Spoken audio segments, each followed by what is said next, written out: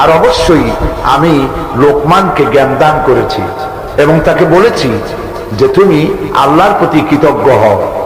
ওমাই ইয়াশকুর ফাইন্নামা ইয়াশকুরু লিনাফসি, আর যে ব্যক্তি কৃতজ্ঞ হয় সেটা নিজের জন্যই কৃতজ্ঞতা প্রকাশ করে।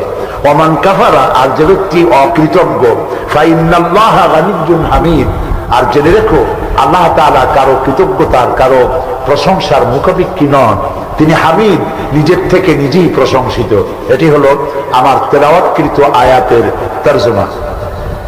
এখন এই আয়াত থেকে কিছু কথা আমি আপনাদের সামনে আলোচনা করতে চাই। ফ্যানটা আমার দিকে একটু ডাইরেক্ট করে দেন।